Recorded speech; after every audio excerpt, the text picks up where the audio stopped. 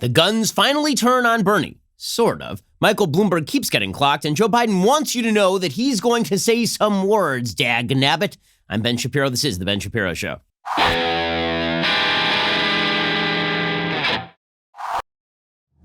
Today's show is sponsored by Expressvpn. My savvy fans secure their internet. Join them at expressvpn.com/Ben. So, have you been noticing as the stock market has been plummeting over the last couple of days? I mean, down like almost 2,000 points over the last couple of days. The single largest stock market drop over 2 days since 2008. It's been pretty brutal, and that's been largely due to coronavirus and the disruption of global supply chains. You know what's one thing that has actually gone up is gold. Gold continues to go up as people look for a safe haven.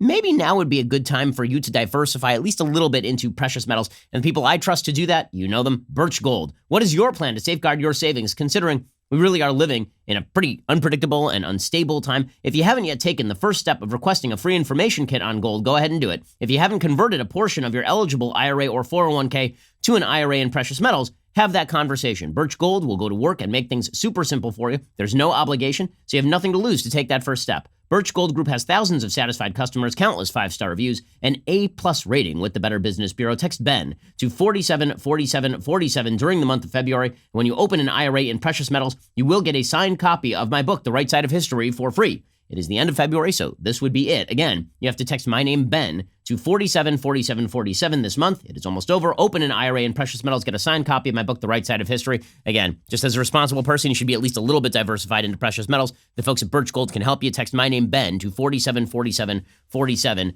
to get started right now. Okay, so last night was the final Democratic debate that mattered. Because once we hit South Carolina, the sucker's over. Here's the bottom line. If Joe Biden does not win South Carolina walking away, it can't be a close victory. He has to win by probably double digits.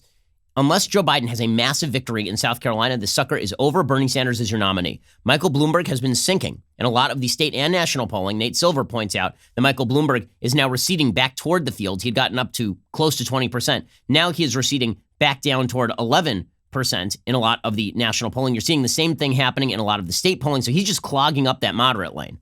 Right? Instead of him actually clearing the moderate lane, instead of Biden clearing the moderate lane, he just becomes another one of these also-rans in this crab bucket where every crab is dragging down all the other crabs. Buttigieg and Klobuchar and Biden and Bloomberg, and they're all tearing each other down. The newest Economist YouGov poll has Bernie up at 30%, Biden at 20%, Bloomberg at 11%, and Warren at 16%, and Buttigieg at 9%. So Bloomberg is not rising up from the field in any of the national polling. You're seeing the same thing happen in the Emerson poll that has Bloomberg all the way down at 14. ABC News Washington Post poll has him down at 14. NBC News Wall Street Journal poll has Bloomberg down at 14. And yet, bizarrely, last night, it was Michael Bloomberg who was at the tip of everybody's tongue in a lot of the debate last night, which makes no sense because, as we all know, Bernie Sanders is your national frontrunner right now. Now, the polls in South Carolina show that Biden does continue to have a lead. But how big that lead is, I mean, it could be anybody's guess. There are two polls in the last 48 hours. Well, three polls in the last 48 hours. You have one from CBS News, YouGov,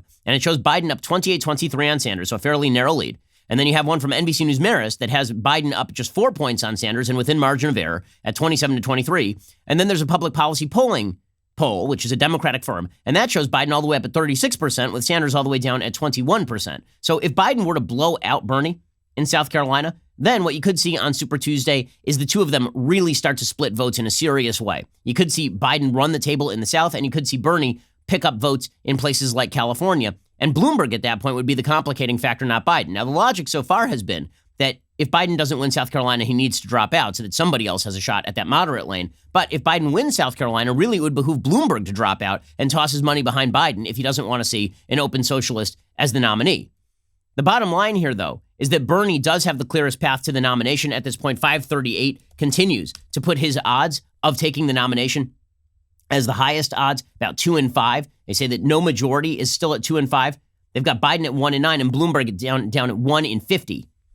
So Sanders was the front runner last night. And was Sanders attacked like the front runner? The answer, of course, is no, he was not. At the very beginning of the debate, they had a big debate in South Carolina. The first 10 minutes of the debate, people started trying to launch attacks on Bernie. Now, the biggest problem with launching an attack on Bernie, if you are a Democrat, is the problem that a lot of Republicans had launching attacks on Trump. What's the angle exactly? What's the angle? Now, with Trump, you could try and attack him from the right. You could say that he wasn't right-wing enough. He wasn't sort of hewing the line enough on various conservative issues, that he was a newcomer on the abortion issue, that he was a newcomer on the immigration issue. But Trump was willing to say whatever extreme thing he had to say in order to shore up the base. And Bernie, it's sort of the same thing. The attacks on Bernie that are going to damage him in a general election come from his right. But the base is not significantly to Bernie Sanders' right, or at least they appear not to be. They appear to be willing to fall for his lie that Medicare for all means that you get to keep your doctor. They appear to be willing to fall for his lies that he's going to come up with $60 trillion to pay for all of this stuff. They appear to be willing to go along with his ridiculous heresies. So that means that most of the attacks on Bernie last night sort of fell flat because Bernie and his perspective are indeed fairly popular inside the Democratic Party. And as Bernie gains credence as a national presidential candidate, people are willing to shunt aside their fears and simply jump on board the bandwagon. The only person last night, there are only two people last night who really tried to take it to Bernie in any serious way.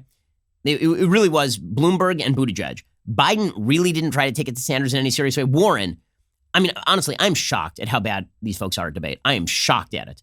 Elizabeth Warren last night was going out of her way to attack Bloomberg while leaving Bernie alone because she clearly wants the VP slot from Bernie. And I'm just shocked that Bloomberg didn't say that straight out. Really, I'm surprised by that. I'm surprised that when Warren was attacking Bloomberg, Bloomberg didn't say, listen, Elizabeth, I know that you were the front runner in this race for a short period of time, and then Bernie ate your lunch, and now you're desperately hoping to be Bernie's vice president. I get all of that, but I don't understand why you're attacking me. That's not going to make you Bernie's vice president. Right? It would have been devastating for her. But Bloomberg, nobody is willing to call anybody out except for Bloomberg, because Bloomberg's the safe territory. He's a billionaire. He used to be a Republican. And so it's easy to attack Bloomberg because you know that your base is behind you on most of those attacks. It's harder to attack Bernie. As we will see, Bernie actually had a pretty bad debate last night. Bernie was ranting and raving like the old communist lunatic that he is. But none of that matters because everybody knows that he's an old communist lunatic. Meanwhile, if you had to grade the candidates last night, here's your preliminary grade. So you give Bernie basically a D, but it doesn't matter. Maybe NA is probably the better grade, not applicable, because it really doesn't matter. All he had to do was escape getting destroyed last night, and he basically did. Joe Biden had probably his best debate. His debate basically consisted of him standing there and shouting that he wanted more time to talk into the microphone and then not actually knowing what to say into the microphone. As we will see, it was kind of amusing. He kept doing it over and over and over, but it was Joe Biden trying to demonstrate that he is actually a living, functional human being with a brain that still has occasional flickers of light in it. And then you had Pete Buttigieg, who again turned in a very smooth debate. And the problem for Pete Buttigieg is that the smoothness of his debating skills is not going to make up for the fact that Buttigieg has no national appeal and can't even win his home state of Indiana. You had Amy Klobuchar, who was in also ran. She had a fine debate, but Amy Klobuchar has never been able to generate any electricity on this stage. You had Tom Steyer. Now, it was funny. People last night were tweeting, why are people attacking Tom Steyer? The reason people are attacking Tom Steyer is because Tom Steyer actually has a fairly significant share percentage in South Carolina. Like Steyer's there are only 3 people running in double digits in the Real Clear Politics polling average in South Carolina, Biden, Sanders, and Steyer. Because Steyer has dumped millions upon millions of dollars into South Carolina. That's the reason that Biden was going after Steyer, trying to take away support from Steyer. Steyer had what for him was a fine debate, but obviously he's going nowhere and nowhere fast. So it was a pretty lackluster debate. The moderation has come under a lot of scrutiny because the moderators really did not take control of the debate. As you will see, it was incredibly messy. People could not get a word in edgewise. Everybody was so desperate to talk that you couldn't even get a clean hit in on anyone. If the debate last week was notable because everybody was just sort of spraying each other with bullets, last night was a clown car where everybody was sort of bonking each other with plastic hammers. Right? It was making the sound. That really was the sound on the sound last week was the sound of gunshots. The sound last night was as people hit each other with the little plastic hammers that you get from the arcade. Okay, so here's how it began. It began with various other candidates attacking Bernie Sanders and doing so in fairly weak terms. We'll get to that in just one second. First, let us talk about the necessity to lock your doors at night. You'd lock your doors at night, right? I mean, why would you leave your front door open? Chances are nobody's going to walk in, but you'd be a fool to leave your front door open. You wouldn't leave your car unlocked on the street. Chances are your car will be fine, but it would be stupid. I mean, with a quick flick of a wrist, you can make sure that your entire car is protected. Why wouldn't you do that with your internet activity? They're just hackers out there. They are waiting to get a hold of your credit card number. There are big ISPs who are waiting to get a hold of all of your data so they can monetize your data. Well, your data is your data. What you do online is your business. And this is why you should have a VPN. And the VPN that I use is Expressvpn. Expressvpn puts a stop to all of this. It creates a secure encrypted tunnel between your device and the internet So your online activity cannot be seen by anyone. ExpressVPN works on all your devices, phones, laptops, even routers, so everyone who shares your Wi-Fi can still be protected even if they don't have ExpressVPN. The best part is using ExpressVPN is really, really easy, right? You install it on your computer, it runs in the background, you hit one button, you're now protected. It doesn't slow down your computer in the way a lot of other VPNs do, and it's not going to cost you a fortune. So if you're like me and you believe your online activity is your business, secure your online activity today. Visit expressvpn.com/Ben today. Use my exclusive link, expressvpn.com/Ben. You can get an extra 3 months for free. That's expressvpn.com/Ben. Again, expressvpn.com/Ben. Okay, so the debate began with a few different attacks on Bernie Sanders, and it was everybody trying to kind of try their line. The biggest line that everybody was trying is that Bernie is unelectable. Now, the problem with this is that if you want to make the case that Bernie is unelectable, this is the case that Biden has been making all along. And it's true. Bernie has serious electability issues. And there's an analysis from Vox yesterday that specifically talked about the fact that Bernie would have to get like 55% youth turnout, which is not a thing that's going to happen, if he hopes to make up for all of the sort of deficiencies he has with suburban women and with moderates and with independents. And that is not going to happen. Right? So the fact that Bernie is the least electable of these Democratic candidates, and that the national polling right now does not reflect any of the damaging material that will go out against Bernie. I mean, if you think that all the Oppo research material that I've been talking about on the show for years, right, all the stuff that I've talked about for years, ranging from Bernie's supremely creepy pieces back in the 1970s, in which he actively talks about why young children should run around naked and touch each other's genitals to prevent the pornography industry from making money. He actually wrote that. Okay, I didn't write that. He wrote that. He wrote it when he was 30 years old. He was not a child. If you think that's not going to come up, you're wrong. If you think that Bernie's life as a derelict loser until he was 39 years old when he was elected mayor of Burlington is not going to come up, you are wrong. If you think that Bernie's positions back in the 1970s, in which he embraced every authoritarian regime he could find, that those are not going to come up, you are wrong, right? They will come up, and he will not get the soft pedal treatment that he's been getting from the media. He will not get the soft pedal treatment he got last night from the Democrats. He will get the full Trump. And Trump is a weapon. Right? Trump in 2016, I made this point 1,000 times, Trump is a hammer. Sometimes he hits a nail and it's delicious, and sometimes he hits a baby and it is less so. Hitting Bernie Sanders will be hitting a nail, and it will be hitting a nail repeatedly until the nail splinters. Because the fact is that Bernie Sanders is ripe for Oppo material. Donald Trump isn't going to figuratively hit Bernie Sanders with a kitchen sink. Donald Trump may, in fact, go down to the kitchen of the hotel where they are holding the debate, pry a sink off the wall, bring it up into the debate hall, and hit Bernie Sanders physically with a sink. Okay, because that's who Donald Trump is. The man has no limits, like none. And so for Bernie, that's really bad, because Bernie is still flying high on this, I have a great vision for the future. Sure, it's the same vision as Karl Marx, but it's a great vision. Why can we not do this? Okay, Trump is going to have none of that. As we will see, even the Democrat attacks on Bernie's Marxism last night fell flat, mainly because a lot of the Democrats have sort of the same central premises as Bernie. They just don't like how Bernie is going about reaching his proposed conclusions. Okay, so here's how the attack starts. So Michael Bloomberg opens this thing up and he says, okay, Vladimir Putin would like for Bernie Sanders to get the nomination because they want to see Trump elected. Now, this is really kind of ridiculous, what Bloomberg is saying, because the truth is that basic latest intel suggests the opposite. The latest intel suggests that the Russians don't just want Bernie nominated, they want Bernie to win. And the Washington Post reported that. Why wouldn't they want him to win? He's a fellow traveler. I mean, the guy's Wallace, the guy is the reporter from the New York Times, circa 1932, going around Ukraine talking about how they've solved all problems of feeding the public. I mean, Bernie is a lifelong communist fellow traveler. Of course, Vladimir Putin wants him to be president. Could a rational person think otherwise? Who do you think Putin wants? Do you think he wants the guy who, yes, he believes he's been able to play Trump. There's no question Putin thinks he's been able to play Trump. But do you think that Putin wants the guy who has strengthened the United States military and handed deadly aid to Ukraine? Or do you think he wants the guy who speaks fondly of Vladimir Lenin? I am not kidding. Bernie Sanders speaks fondly. In 1988, he came back from the Soviet Union and talked about how the Soviet Union was finally achieving the visions of 1917, which is Leninism. Okay, so here is Michael Bloomberg he can't even get this hit right? None of the hits on Sanders stuck because they're all done badly and because they're not true, at least in half. So here is Bloomberg, even while hitting Bernie, pulling his punches on Vladimir Putin. I think that Donald Trump thinks it would be better if he's president. I do not think so. Vladimir Putin thinks that Donald Trump should be president of the United States, and that's why Russia is helping you get elected so you'll lose to him. Let me tell Mr. Putin, okay, I'm not a good friend of President Xi of China. I think President Xi is an authoritarian leader. And let me tell Mr. Putin, who interfered in the 2016 election, try to bring Americans against Americans. Hey, Mr. Putin, if I'm president of the United States, trust me, you're not going to interfere in any more American elections. You won't have to, because this is No Way Out, and I'm Kevin Costner. Why would you interfere in the American elections? Because the threat is coming from inside the house. Yeah, I'm sure Vladimir Putin is quaking in his boots at the geriatric communist. I'm sure he's just, Vladimir Putin's like, oh no, if Bernie becomes president, well then I won't have to do anything. That's, come on. Okay, but he is right that as we'll see, Bloomberg is very warm toward Xi Jinping of China, and that is a flaw for Michael Bloomberg, right? This is one of the problems for Michael Bloomberg. Also, it is worth noting that Bernie has talked about the wonders of China before as well. So again, there's no authoritarian leader who's a communist on planet Earth where Bernie hasn't paid lip service to, I don't like the authoritarianism, but I sure like their literacy programs and their breadlines.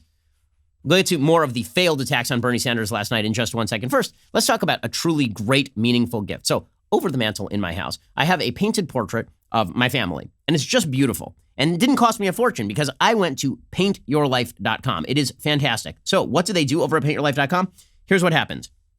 You can send them a picture, and then you can pick an artist, and the artist will turn your picture into a painted portrait, and you can work with the artist to get it exactly right. So you can have an original painting of yourself, your kids, family, a special place, a cherished pet at a price you can afford from paintyourlife.com. It's a true painting done by hand by a world-class artist created from your favorite photo. There's no risk. If you don't love the final painting, your money is promptly refunded. With Paint Your Life, you get your favorite moments transformed into a work of art that will be seen every day and cherished forever. It really makes our house that much nicer. It's wonderful for me to walk in and see pictures of my kids. I just love it. It's one of my favorite things in my house.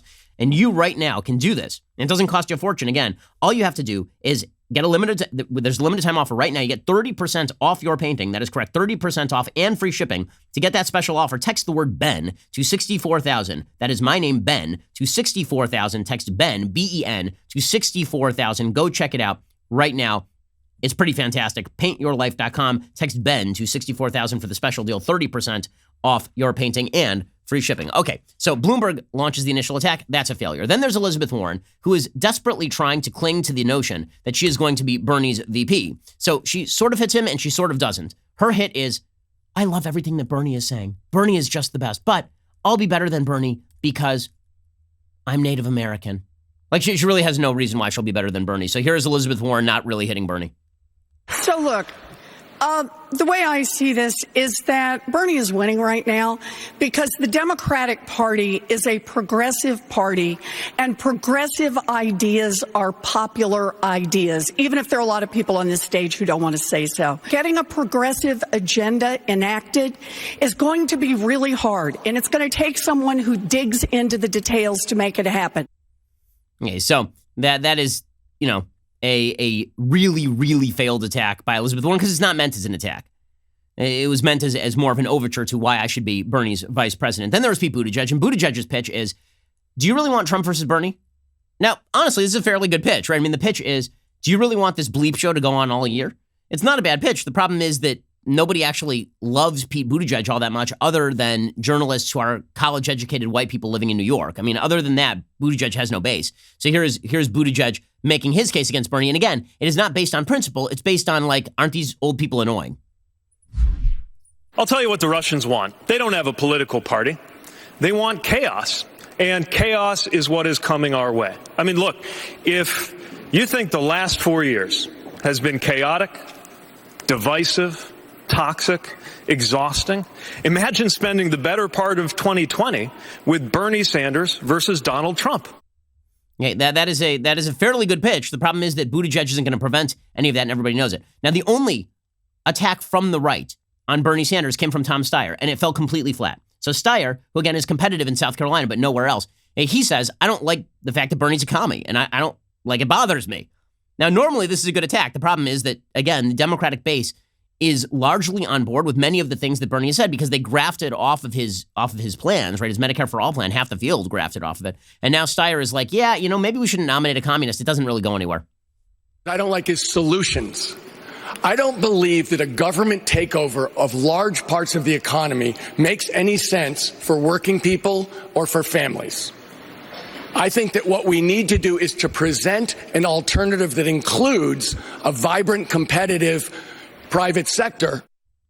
Okay, and that, of course, is not going to have any real truck with a lot of Democrats. Now, Biden launched his own attack on Sanders. These are so weak tea. They're so weak tea. You have a geriatric communist standing before you who has endorsed every authoritarian regime of the last half century and who's been a useless human being for the last 6 decades of his life. And your best attack is he didn't vote in favor of the Brady bill?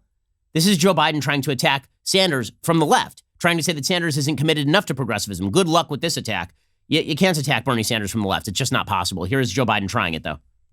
Bernie voted 5 times against the Brady bill and wanted a waiting period of 12 hours. I'm not saying he's responsible for the 9 deaths, but that man would not have been able to get that weapon with the waiting period had been what I suggest until you are cleared. In addition to that, being progressive, he thought Barack Obama, he wanted a primary. He said we should primary Barack Obama. Someone should. And in fact, the president was weak and our administration was in fact not up to it. Yeah, again, the attack on Bernie from the left on guns, that's not going to have any sort of play. And Bernie did respond by saying, I got that one wrong, but I've had a D- from the NRA ever since, and I hope to get an F. Okay, that's actually not a terrible answer. Okay, finally, Bernie responds to all of this, and he responds in patented wild-eyed communist fashion. He basically says, everybody's attacking me up here tonight because they know that I'm the front runner, and I'm the front runner because I'm a communist. Pete mentioned, I'm hearing my name mentioned a little bit tonight. I wonder why. And maybe, Pete mentions what the American people want. I will tell you, Pete, what the American people want, and Joe, what the American people want. They don't want candidates to be running to billionaires for huge amounts of funding. Okay, this stuff has been playing. I mean, he's playing the hits. I'll say this about Bernie. Bernie doesn't have a lot new to say, but dude plays the hits. I mean, if you go to a Doobie Brothers concert, you want to listen to the music. And if you go to a Bernie Sanders debate, you want to hear billionaires and millionaires and everybody who's rich. Blah, blah, blah. So that was that. Meanwhile, Biden did, in fact, basically say he has to win South Carolina. This was maybe the only big news of the debate. Biden basically said, I will win South Carolina. He didn't pledge he would get out if he doesn't. But realistically speaking, if he doesn't win South Carolina, he's toast. Here is Biden admitting as much. Mr. Biden, will you continue if you do not win South Carolina? You have said that South Carolina will determine the outcome of this presidential race. If you don't win South Carolina, will you continue in the race? I will win South Carolina. Okay, so that is his pledge. Now, will it happen? Maybe. And if he does, then it makes the race a lot more interesting, for sure. But if Bernie gets more delegates than Biden, he's going to end up with the nomination. And meanwhile, that was like the first 10 minutes of the debate, all of this. Then everybody just decides, you know what? How about like for an hour and a half, we just bag on Bloomberg? That's what happened. Seriously, like everyone, particularly Elizabeth Warren, who is just openly campaigning. Like she's in the middle of the debate. She walked over to Bernie's podium and slipped him a resume for VP. I mean, like she slipped him a binder full of women like Mitt Romney. Like she wanted. It's so obvious. She is so obvious and so transparent and so terrible, Elizabeth Warren. And so about 10 minutes into the debate, she swivels and she just starts clocking Bloomberg. Again, like Mongo clocking the horse in Blazing Saddles. Because Bloomberg ain't the front runner. Bloomberg is fading in the polls. Bloomberg is not making a difference in this race. So Elizabeth Warren, to prove her bona fides, right? She's out there like Luca Brasi trying to prove her fealty to the Don. And so here is Elizabeth Warren going after Michael Bloomberg and suggesting that he's discriminatory against women, this time by telling a lie again. She's told this story before, this story where she was supposedly discriminated against on the basis of her pregnancy. Documentary evidence shows that this is highly unlikely, that she was actually offered to retain her teaching position unanimously in the school district in which she talks about how she was discriminated against as a woman. She has falsified nearly every aspect of her own personal background, but she uses that to hit Michael Bloomberg because she is a woman. Hear her complain. The principal wished me luck and gave my job to someone else. Pregnancy discrimination, you bet. But I was 21 years old. I didn't have a union to protect me, and I didn't have any federal law on my side. So I packed up my stuff and I went home. At least I didn't have a boss who said to me, kill it. The way that Mayor Bloomberg never alleged said that. to have said to one of his pregnant employees. Okay, I mean, that is just her showing off to Bernie Sanders at this point. By the way, that's an allegation. It's never been proved in court that he said kill it. If he did, obviously, it's a super evil thing to say. I'm amused to watch Democrats suddenly realize that telling people to get abortions is a bad idea. I was under the impression that they're very much in favor of women need to be empowered by having abortions. So apparently it's only bad when Bloomberg says it, but if they make that their entire national platform, then apparently it's not is not a bad thing anymore. And she continued along this line. I mean, the whole, really, for a solid half hour, it was just Warren bagging on Bloomberg to prove that she was loyal to Bernie Sanders. She continued along these lines. Norah O'Donnell asked Bloomberg about jokes about women. And how is it that we go through an entire debate where Bernie Sanders is the front runner and he's never asked about the fact that he literally held in the 1970s that women who don't have orgasms get cancer? Okay, I'm not kidding about that. That is a thing that Bernie Sanders wrote back in the 1970s. In fact, he's on tape talking about it in the 1970s and 80s, that women who were sexually repressed were more likely to get cancer. How does he not get asked about that, but Bloomberg gets asked about everything? The answer is because nobody's willing to ask Sanders a tough question. Here's Norah O'Donnell asking Bloomberg a question, and then Warren jumping in with both feet to try and destroy Bloomberg to prove that she is loyal to Bernie. Did these women take your jokes wrong, or were you wrong to make the jokes? Probably wrong to make the jokes. I don't remember what they were, so I assume if it bothered them, I was wrong, and I apologize. I'm sorry for that. No, if you get nominated, we'll be relitigating this all year. Do what I asked.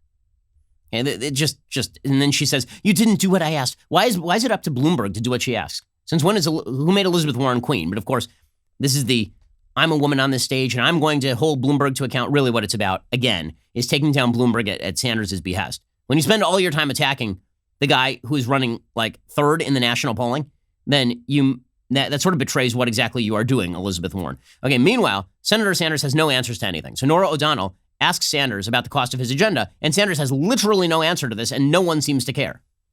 Good. Senator Sanders, the cost of your agenda. Yesterday, you released information about how you will pay for your major proposals, but not all of your details are clear.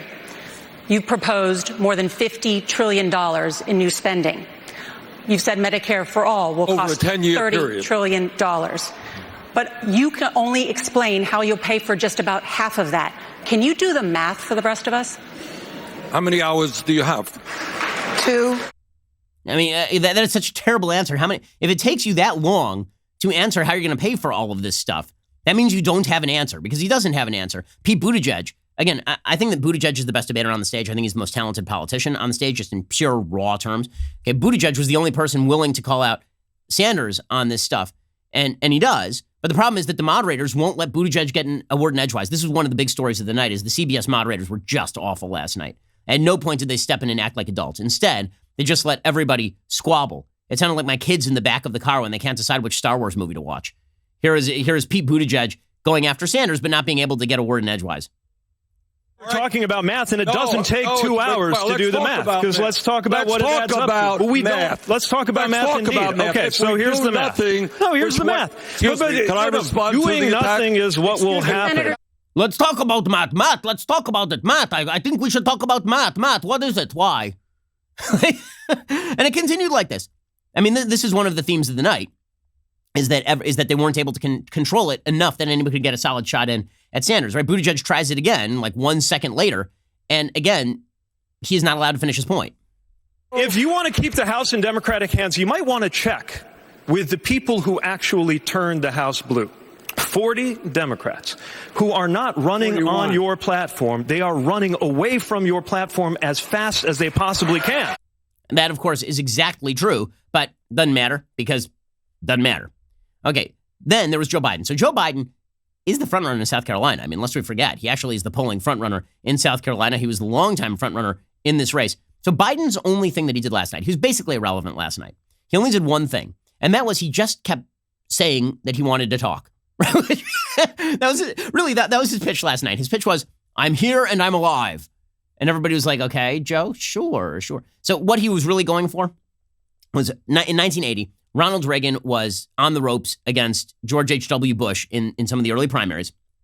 There was a very famous New Hampshire debate at which Ronald Reagan had paid for part of the debate, because all the campaigns paid for part of the debate.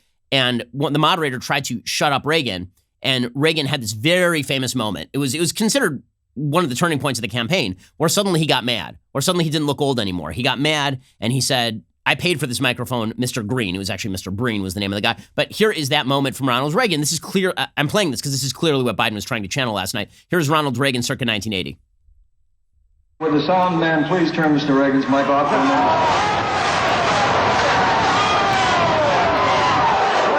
minute? Is this on?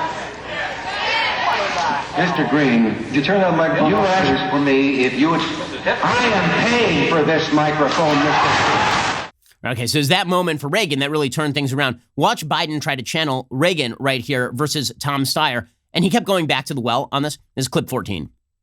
The fact is, here's the deal. I'm not out of time. You spoke over time, and I'm going to talk. Here's the deal.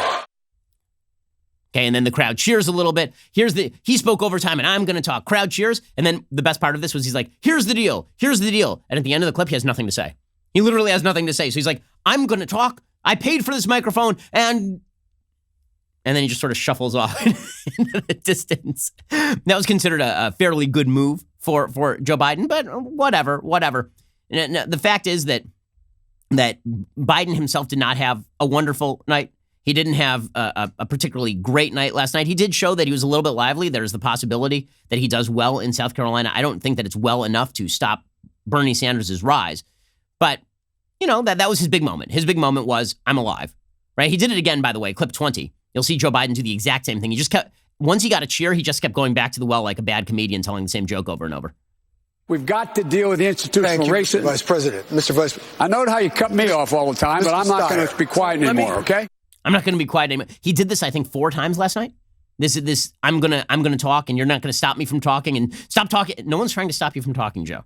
You just have not had anything to say for like a year and a half.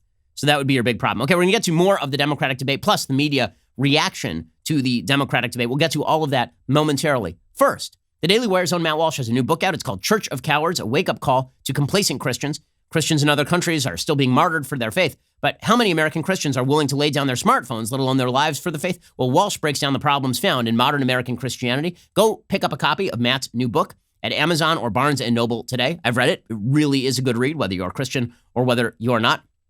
Also, if you haven't jumped on the Daily Wire party bus, a Reader's Pass, it's a great way to dip your toe into the community. If you're obsessed with news, a Reader's Pass will enable you to read our articles ad-free, including my op-eds, which are exclusive for Daily Wire members only. You also get access to our mobile app to read our stories and receive push notifications for breaking news and special content, which is perfect for when you want to stay up to date on the go. This membership tier is already a bargain at $3 a month. If you are still hesitant, check out our special magical offer. Right now, we are offering 1 month at 99 cents. That is mobile ad-free access to all of Daily Wire news, exclusive op-eds from yours truly, breaking news and updates on our mobile app, all for the low price of $1. Give it a shot. I think you will be hooked. By the way, next Tuesday, March 3rd, join me, God King Jeremy Boring, Andrew Klavan, and Michael Knowles on Daily Wire Backstage while we watch the results from Super Tuesday roll in and roll in and roll in. It will be interminable. It will be long. I will suffer through it, all for you. Go check out dailywire.com right now. Make the magic happen for yourself. Become a member. You are listening to the largest, fastest growing conservative podcast and radio show in the nation.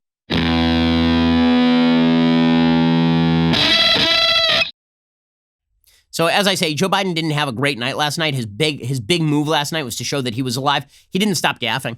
At clip 16, Biden basically says that half of Americans have been killed by gun violence, which is news to half of Americans who are sitting there alive, unlike maybe Joe Biden. Here's Joe Biden completely botching statistics on guns. But my friend to my right and others have, in fact, also given to the gun manufacturers absolute immunity. Imagine if I stood here and said we give immunity to drug companies, we give immunity to tobacco companies. That has caused carnage on our streets. 150 million people have been killed since 2007 when Bernie voted to exempt the gun manufacturers from liability. More than all the wars, including Vietnam, from that point on. 150 million Americans dead from gun violence. I figure I would have heard something about that. My God. And things are getting bad out there, folks. Okay, so here's what you have. You have the geriatric communist, and we'll get to the only attack on him that really made a difference last night at all was the attack that he is pro-authoritarian, and none of the Democrats were able to actually land this blow, which is unbelievable. It's unbelievable. Then you had Mayor Bloomberg, who basically was just standing up there taking the brunt of the attacks. I mean, just taking the hits, and also demonstrating that he is the worst. In clip 22, Bloomberg basically says that he would like to nationally ban trans fats and sugary drinks and all sorts of good things that people like. Here's nanny state Bloomberg explaining that he'd like to make it the nanny federal state. Mayor Bloomberg, as mayor of New York, You declared war on obesity. You banned trans fats from restaurants, and you tried to do the same with large sugary drinks. So if you become president, will you push those policies on the national level as well? Well, I think what's right for New York City isn't necessarily right for all the other cities. Otherwise, you'd have a naked cowboy in every city. So let's get serious here. But I do think it's the government's job to have good science and to explain to people what science says, or how to take care of themselves and extend their lives. What a slate. Well done, everybody. What a slate you've come up with. A dead person, a nanny stater, and a geriatric communist. Well, really well done. Okay, so finally 90 minutes into the debate. 90 minutes into the debate. The controversy of the day, which should have been minute one of this debate, comes up, right? And that is Bernie Sanders praising Cuba. Because he has praised Cuba, he's praised Nicaragua, he's praised Venezuela, he has praised the Soviet Union. The man has never met a communist regime for which he does not have warm words. Okay, this is what he does. So clip 26 is the one we're looking for. So Bernie is asked again about Cuba. And he says, sure, it's a dictatorship. But I just said what Barack Obama said. I mean, it's a dictatorship, but they have great literacy. I mean, sure, they have great literacy. You should notice the contrast. There's a very interesting contrast between how Bernie Sanders talks about the United States and how he talks about authoritarian dictatorships. So most of us in the United States, if you ask us, what about the problems in the United States? We'll say, yes, absolutely there are problems in the United States, but it is the freest, best, most moral system ever created, right? That America has had its problems, continues to have its problems, but what justifies the system is the fact that the system itself is good and self-correcting and has the capacity for self-correction. Sure, there's income inequality, but we are also the most prosperous country in world history. Sure, we've had serious, horrible historic problems with discrimination in this country, but we have worked to fix them. We have worked toward a more perfect union because that's our system of government. It's the system of government that is found self-justifying. Bernie Sanders, however, will talk about, sure, America is, we say we have a democracy, but we don't really have a democracy. Is it really a democracy with income inequality the way that it is? And then he will talk about authoritarian states and he will say, well, sure, there's authoritarianism, but the literacy there is really great. So in other words, Bernie defends authoritarian states the way most Americans defend America, and he rips into America the way most Americans rip into authoritarian states. Or if you're an American and somebody says to you, Cuba has great literacy rates, you're like, right, and also they imprison dissidents and kill people they don't like, and people live in poverty because their system is garbage. Right? So if somebody were to say to you a good thing about like what's happening in Cuba, the normal human reaction is, right, but that's so overwhelmed by the bad that doesn't even chart. And if somebody were to say to you, here's a bad thing that's happening in America, you'd say, right, that's bad, but the American system is so overwhelmed with good that as on a contrasting basis, that is not really a close call. Bernie reverses the polarity. Right? In America, all the good is outweighed by the bad. And in evil authoritarian countries, he'll kind of shuffle off, he'll pay the lip service to, I don't like authoritarianism, but you got to admit, everybody can read. And that's how Bernie talks about authoritarian. So last night he's asked about Cuba, and he triples down on the defense of Cuba's literacy programs, which is just an amazing move for a guy who supposedly wants to win Florida. Here's Bernie. You got a real dictatorship there? Of course you have a dictatorship in Cuba. What I said is what Barack Obama said in terms of Cuba. That Cuba made progress on education. Yes, I think, really? Really? Yes, literacy programs are bad? Excuse me. Occasionally, it might be good idea to be honest about American foreign policy. And that includes the fact that America has overthrown governments all over the world, in Chile, in Guatemala, in Iran. And when dictatorships, whether it is the Chinese or the Cubans, do something good, you acknowledge that. But you don't have trade love letters with them. Okay, that's bat bleep lunacy. So every element of that is crazy. So when he says that America has overthrown regimes in Guatemala, in Chile, in Iran, okay, first of all, he's getting the facts wrong in some of these cases, particularly in Iran, he's getting the facts wrong. But when he says that we have to acknowledge that America is bad in the world, and we have to acknowledge when dictatorships like the Chinese or the Cubans do something good, and then when he says you don't have to trade love letters with them, he literally traded love letters with Daniel Ortega in Nicaragua. I mean, he literally went down to Nicaragua and then traded and then swapped spit with Daniel Ortega. The man went to Cuba. He came back and he talked about how the Cuban people worshipped Castro. Now, it was really funny because some of the other Democrats were like, yeah, you're easy on authoritarianism. He says, no, I've always condemned authoritarianism. This is where, being a Democrat, you guys might want to do your research. Because wouldn't it have behooved you to say, well, Bernie, actually, you haven't condemned authoritarianism everywhere. In fact, you've supported authoritarians all over the globe. And then quoted chapter and verse for all the things that I've cited before.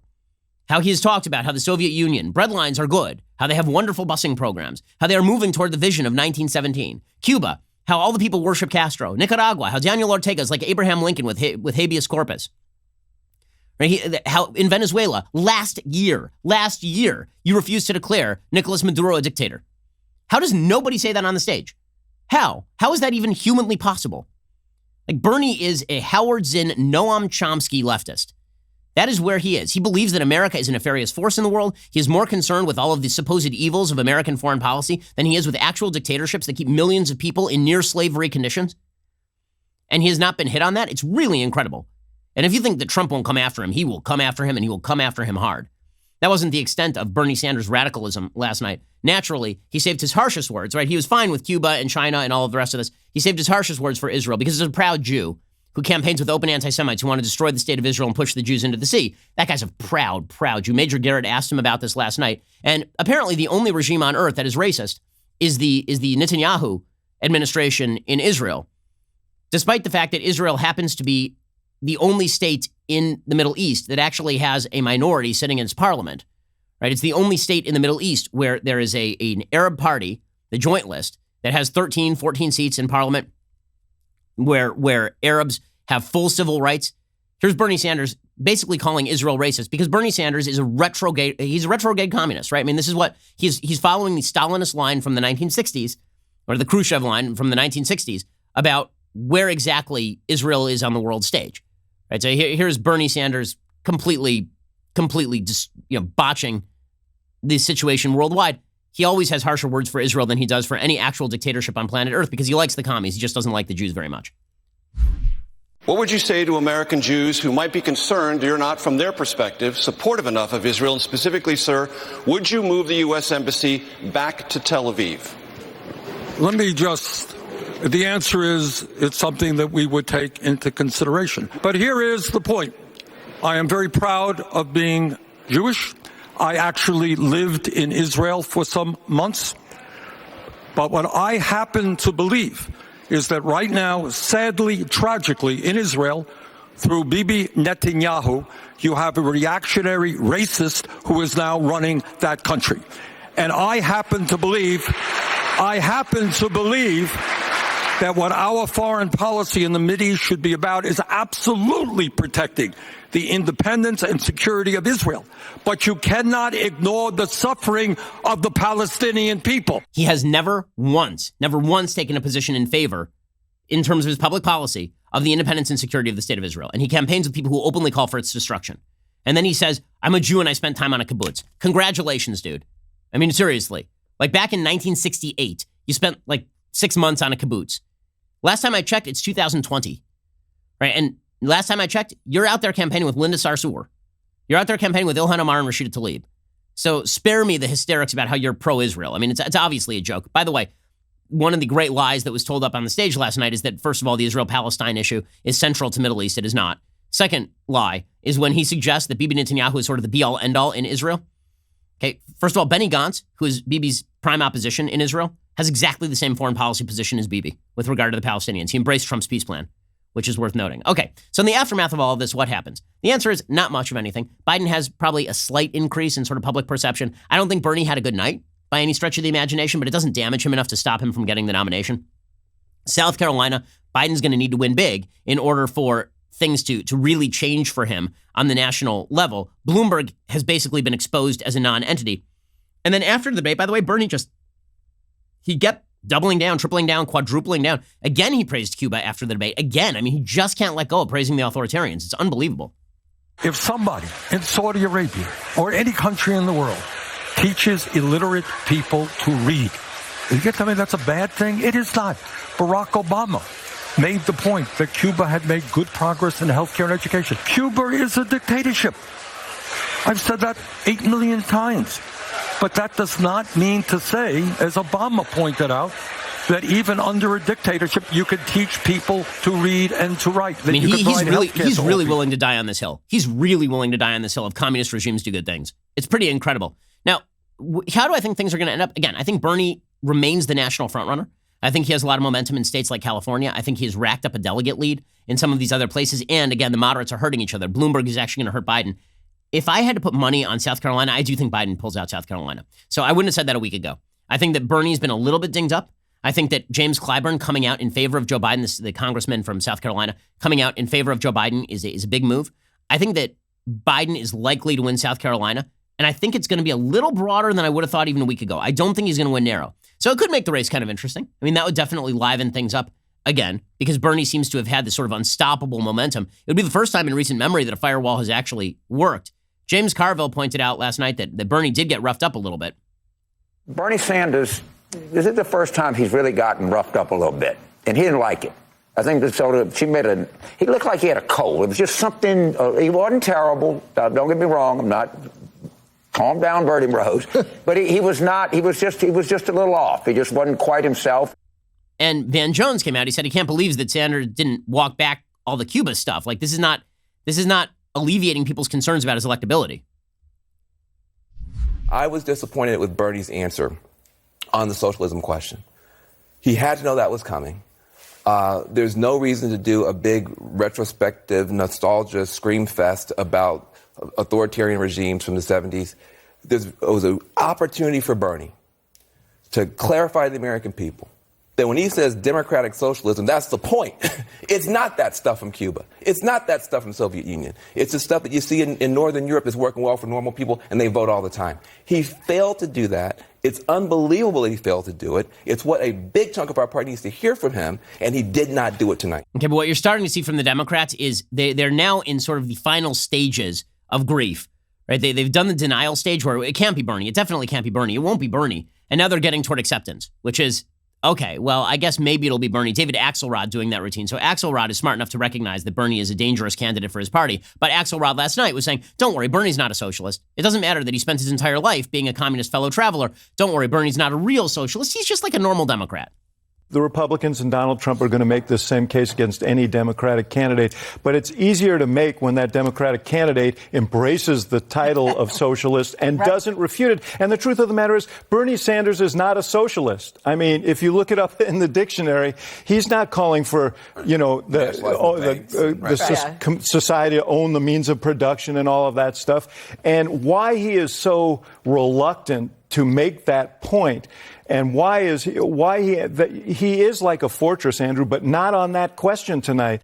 By the way, the backstop for Democrats is going to be eventually, and they're getting there very quickly, that yes, okay, fine, Bernie might be a communist. We'll say maybe he's a communist. All right, but he's not going to win the Senate, so he's not going to be able to effectuate any of this stuff anyway. That is not a strong pitch. That is really, really not a strong pitch. So that is where things stand going into South Carolina. That was the last major debate before all of this happens. The next election is happening on February 29th. It's happening in South Carolina, and we will find out very quickly whether Biden is still a viable candidate. At this point, Biden is the only viable candidate who has the possibility of stopping Sanders from taking the nomination. So I guess that debate did a little bit of damage to Bernie, but not enough to, I think, blunt the reality, which is that he is the front runner. Okay, time for a quick thing that I like and then a quick thing that I hate. In fact, you know what? We're going to skip the things that I like. We're going to go directly to the things that I hate. So, things that I hate today. So, President Trump is scheduled to give a little bit later today a press conference on coronavirus. As I've said before, I do not think that this is the smartest move. I think the President of the United States should be telling Alex Azar, his Health and Human Services Secretary, to give the press conference. Why? Well, because President Trump doesn't know anything about the science, because he doesn't pretend to know anything about the science, and because he is too busy tweeting out dumb crap about coronavirus. So, for example, the president just this morning tweeted this out. Low ratings fake news, MSDNC, Comcast, and CNN are doing everything possible to make the coronavirus, spelled CARONAVIRUS, coronavirus, look as bad as possible, including panicking markets, if possible. Likewise, their incompetent do-nothing Democrats are all talk, no action. USA in great shape. CDC will be having a news conference at the White House on this subject today at 6 p.m. CDC representatives and others will be there. Thank you. Okay. Attacking the media for the coverage of coronavirus is not going to make anybody feel any better. Okay, what you actually need to do is spell out your plans for all of this. Apparently, that's going to happen a little bit later today. He's lashing out at the media in all of this. Like, I got to be honest with you. Like, I have young kids. I am an American who worries about pandemics. I think most Americans at this point are worried about pandemics. The stock market has been off dramatically over the last couple of days. It is back up somewhat today, a little bit of a bounce today. But it is not quieting when the president of the United States is out there just sort of spouting about coronavirus. Like, this is the time when an actual message discipline should kick in. This is the time when the administration says today, here are the steps that we are taking in order to prevent the spread of coronavirus. This is not the time to be going on Twitter and sounding off about coronavirus and misspelling coronavirus or suggesting that a vaccine is being developed for coronavirus when what you really mean was Ebola. Like, it's just not the time for any of this. It's not the time. Like, this is the time when Trump needs to sit down and let his people do their jobs. And please, for the love of Pete, stop tweeting. Okay, another thing that I hate today. Now, if you want to rip on the media, there's plenty of good reasons to rip on the media. Here's a great reason to rip on the media. So James O'Keefe over at Project Veritas has once again uncovered people in the media making asses of themselves. So David Wright is an ABC News correspondent. And as we have been saying for a very long time, news correspondents have perspectives, right? Jim Acosta has a perspective. His perspective is that dude loves Jim Acosta. But some people have actual political perspectives. And David Wright, who is a correspondent for ABC News, he has one of those perspectives. So Project Veritas caught him on camera talking about how he is a socialist and how he buries particular stories in order to achieve particular purposes, basically admitting the truth about how the media business works. Do you consider yourself a Democrat socialist? Yeah. More than that, I'd consider myself a socialist. Truth suffers. The voters are poorly informed. Our bosses don't see an upside in doing the job that we're supposed to do, which is to speak truth to power and hold people to account. We also don't give him credit for what things he does do.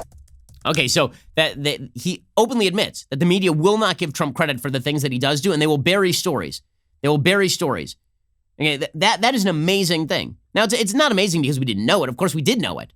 But it's amazing because they admit it, and they all know it, right? I mean, the question about many members of the media was originally whether the members of the media knew what they're doing or whether this is all just sort of an echo chamber and they don't even think about it. Whether they're so ensconced in this echo chamber of people who agree with them that it never even occurs to them that what they are doing is bad and wrong and vicious. But David Wright basically blows the lid off that. He's like, yeah, sure, I'm a socialist and we bury stories. He says, oh yeah, I consider myself a socialist, not just a democratic socialist, like a full-on socialist. Incredible. He says, so ABC News suspended David Wright yesterday. The network disciplined him. He reports for World News Tonight, Good Morning America, and Nightline. He says, I don't think we're terribly interested in voters. He says, commercial imperative is incompatible with news. And he says, we don't hold him to account. We also don't give him credit for the things that he does do. The him would be President Trump. And then he refers to Trump at another point as the effing president. ABC, according to the Washington Post, was also alarmed at Wright's criticism of ABC News, which is owned by Disney Corporation. At another point, he raises another long-standing critique of ABC News, that it blends news with promotion of Disney-owned movies and TV programs. He says, you can't watch Good Morning America without there being a Disney princess or a Marvel Avenger appearing. It's all self-promotional. Well, that's true, but if you're talking about media bias in favor of things, like Marvel Avengers seem to be the least of the problems. ABC News said in a statement, any action that damages our reputation for fairness or impartiality or gives the appearance of compromising it harms ABC News and the individuals involved. David Wright has been suspended, and to avoid any possible appearance of bias, he will be reassigned away from political coverage when he returns. Okay, well, wouldn't it behoove you to just simply admit who you are? This is one of my big bugaboos about the media. I've said this about Don Lemon, on Anderson Cooper on CNN. Like, we all know where you are politically. This nonsense where you pretend to be objective or even straining for objectivity in any way is ridiculous, and we all know that it's ridiculous. I've told this story before, but I remember Sam Donaldson, who recently came out and endorsed Michael Bloomberg, correspondent for ABC News for a very, very long time. Sam Donaldson was at the 2012 RNC, and I was there as well in beautiful Tampa. And I was walking the floor, and I come across Sam Donaldson and his eyebrows. And I walk up to him, and he's doing like these little radio hits for ABC News at the time. And they're perspective pieces, right? Perspective pieces on why the left is right and why the right is wrong and all of this. And I go up to him and I say, so Sam, did you hold these views back when you were a journalist? And he says, of course I did. And I said, well, isn't it dishonest for you to have held those views and clearly known how you felt about these things and then cover the news in a non-objective way? And he got very upset with me, very upset. Those eyebrows came at me from the dark. And he said, and Sam Donaldson said, do you think you're better than me? Are you saying you're better than me? And I said, well, I mean, kind of. Like, yeah, because I say who I am, right? I'm a conservative. I'm covering news from a conservative perspective. I'm not lying about any of this stuff. And Sam Donaldson was very frustrated by this, but this is the great lie that the media have been telling themselves for years, is that one, they are objective, two, that they are capable of objectivity despite their deeply held political beliefs. Honestly, if they would just say up front, yeah, I'm a Democrat, and then cover the news, they'd be so much better off. There's a reason that I don't bother to critique how MSNBC covers the news. They're all Democrats. We all know they're Democrats. So pointing out their bias is manifestly stupid. Doing the same about ABC News or CNN, however, is a very different thing. All they're doing is handing Trump a club with which to beat them, obviously. Also, worth pointing out, good on James O'Keefe, right? O'Keefe continues to have a string of successes in exposing members of the media. It turns out all you have to do is put a camera in somebody's face in the media, and they're willing to tell you about their own biases. O'Keefe is doing more honest reporting than many members of the mainstream media. I mean, at least O'Keefe will ask the reporters questions. The reporters won't even ask Bernie Sanders questions. Wright has been at ABC for 20 years. He has covered the White House and was Nightline's lead political reporter during the 2016 presidential campaign. Their lead political reporter acknowledging that stories were buried to damage President Trump. He shared a 2004 Emmy Award for his reporting from Iraq, shared a Peabody Award for reporting in Afghanistan after September 11th. So, again, well done on Project Veritas, and it is hysterically funny that ABC thinks that by suspending him, they're going to quiet all the questions, because clearly they are not. Alrighty, we'll be back here later today with 2 additional hours. Quick note, by the way, next Tuesday, March 3rd, again, join me, Jeremy Boring, Andrew Klavan, Michael Knowles on Daily Wire Backstage. We will watch the results from Super Tuesday roll in. We'll find out whether that Bernie red juggernaut is able to run through Super Tuesday and take the nomination. After Super Tuesday, this thing's basically over. So we'll have results for you live on Super Tuesday. We'll be here basically all day long with a wide variety, a coterie of magical guests, a cavalcade of stars. So come check us out over at dailywire.com and subscribe. Get all the great behind-the-scenes material. We have so much good stuff coming for you. You won't even believe it. Otherwise, show up here later today for 2 additional hours, or tomorrow when we recap everything happening in the news. I'm Ben Shapiro. This is The Ben Shapiro Show. The Ben Shapiro Show is produced by Colton Haas, directed by Mike Joyner, executive producer Jeremy Boring, supervising producer Mathis Glover and Robert Sterling, assistant director Pavel Wydowski, technical producer Austin Stevens, playback and media operated by Nick Sheehan, associate producer Katie Swinnerton, edited by Adam Sayevitz.